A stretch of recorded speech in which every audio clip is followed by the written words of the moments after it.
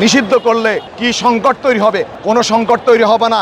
আওয়ামী লীগরে নিষিদ্ধ না করলে সংকট থাকবে আমরা মনে করি বাংলাদেশের রাজনীতিতে। 24-এ যেই গণহত্যা চালিয়েছে, এরপরেও কোনো সুস্থ মানুষ, বিবেকজ্ঞান মানুষ যারা রাজনীতি করে দেশ নিভাবে, দেশের মানুষের স্বাধীনতা সার্বভৌমত্ব নিভাবে, এই ফ্যাসিস্টদের কখনো তারা সমর্থন দিতে পারে না। বাংলাদেশ জামায়াত ইসলামী বাংলাদেশের নিয়মতান্ত্রিক গণতান্ত্রিক রাজনীতিতে বিশ্বাসী।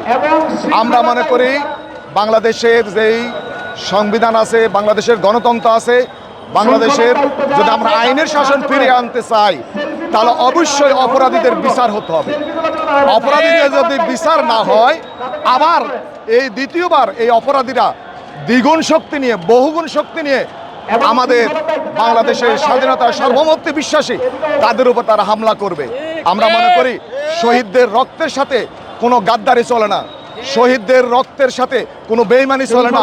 আজকে আমাদের প্রায় 2000 নয়, হাজার হাজার বাংলাদেশের স্বাধীনতা সার্বভৌমত্বের অতন্ত্র প্রহরীকে তারা হত্যা করেছে এবং প্রায় 30,000 ভাই বোন ছাত্র জনতা এখনো আহত, এবং আপনারা জানেন আহতরা এখনো হাসপাতালে কাতরাচ্ছে। এই অবস্থায় আমরা যেখানে দাঁড়িয়ে আছি, এখানে আপনার রক্তের উপর আমরা দাঁড়িয়ে আছি। জুলাই বিপ্লব হয়েছে রক্তের উপরে।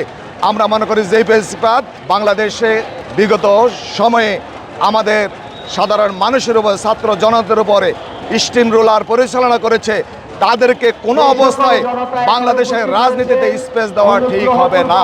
আমরা গণতান্ত্রিক সকল দলকে, দল মত নির্বিশেষে সকল শ্রেণী পেশার মানুষকে এই আওয়ামী ফ্যাসিজমকে হটানোর জন্য তারা যেভাবে ঐক্যবদ্ধ হয়েছিল, আজকে আমরা ফ্যাসিবাদ বিরোধী জাতীয় ঐক্য মঞ্চে এখানে দাঁড়িয়ে আমরা বলছি, পুরা বাংলাদেশকে আপনাদের এই ফ্যাসিবাদের বিরুদ্ধে এগিয়ে আসতে হবে। ছাত্র জনতার রক্তকে সম্মান দিতে হবে। যারা আজকে আমাদের থেকে হারিয়ে গিয়েছে তারা কখনো আসবে না।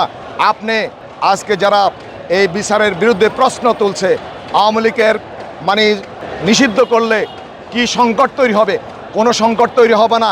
আওয়ামী লীগরে নিষিদ্ধ না করলে সংকট থাকবে আমরা মনে করি বাংলাদেশের রাজনীতিতে। অতএব কারণে আওয়ামী লীগরে টিকিয়ে রেখে এবং এই ফ্যাসিজমকে টিকিয়ে রেখে বাংলাদেশে কখনো সুস্থ ধারার রাজনীতি হতে পারে না।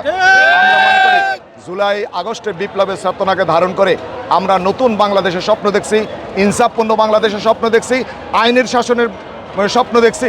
আজকে উপদেষ্টা পরিষদের একটা মিটিং হবে আমরা শুনেছি।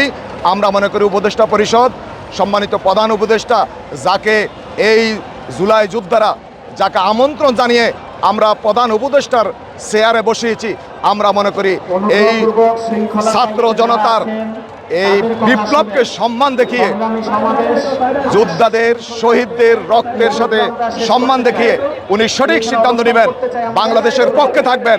আমরা কোনো আধিপত্যবাদ বিরোধী শক্তির যে চেতনা নিয়ে আমরা বিপ্লব করেছি সেই চেতনাকে ধারণ করবেন, এটাই আমাদের প্রত্যাশা।